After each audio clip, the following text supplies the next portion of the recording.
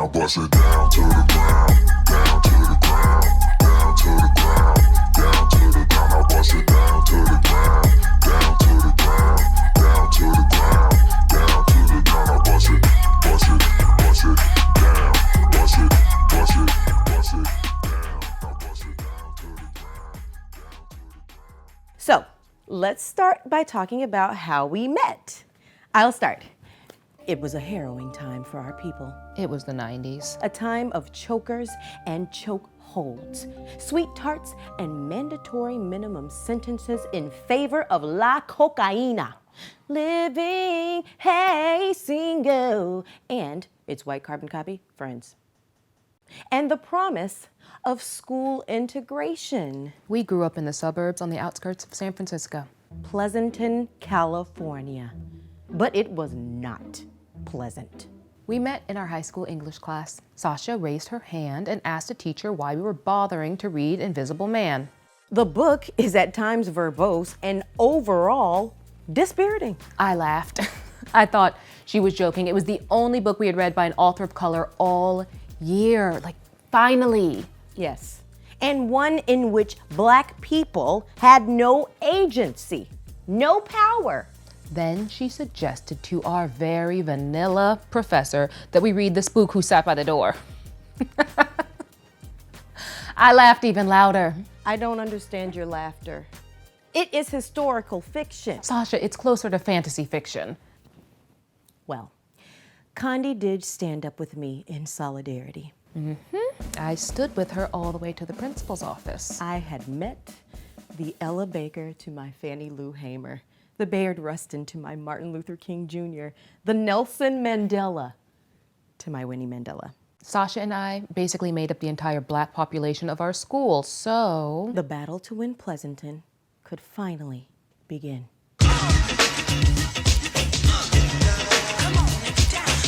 Condi's home life was nothing short of inspirational. Their highest family decree to buy Black by any means necessary.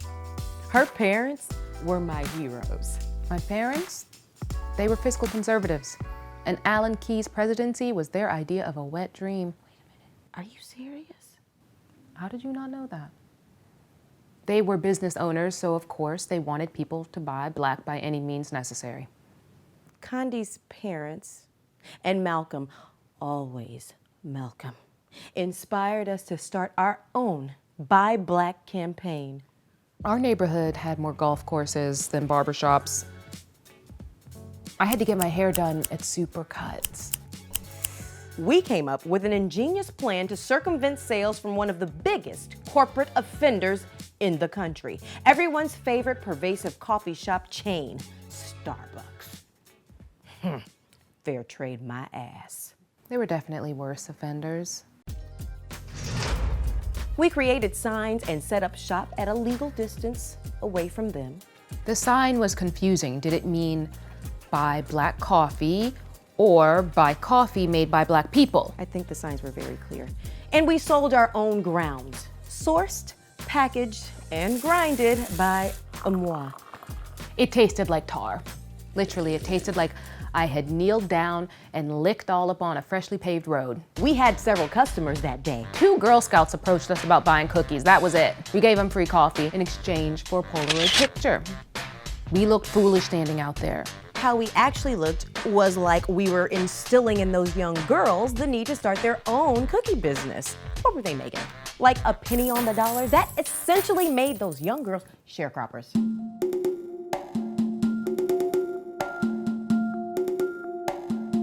Sasha, I told you Girl Scouts don't get paid. Well, it essentially makes them slaves.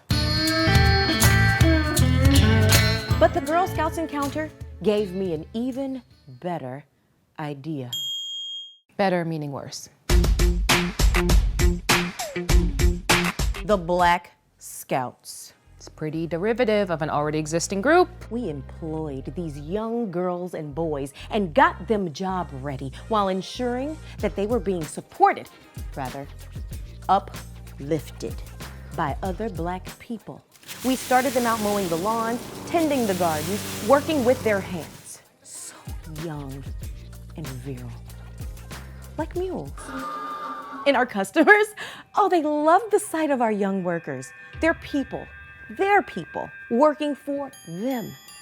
They stood and watched out the windows the entire time. I waved at them more than once until it became somewhat awkward. Those kids were wearing all black in the rare 90-degree heat.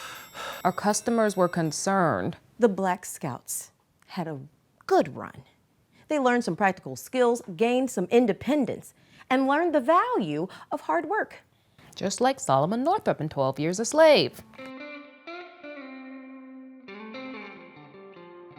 We eventually were required to shut down the Black Scouts, but our Buy Black campaign, it persisted. Of course, the State Department was alerted and shut us down. Naturally. Even to this day, I refuse to walk into any chain store. To this day, Condi. No, I didn't keep that promise, Sasha. I've got kids and I've got a full-time job. I need chain stores. What? You gonna act like you didn't go to Walmart and get a patty pie just like the rest of us? Stop the interview. We're done here. Playing games. Now bust it down to the ground.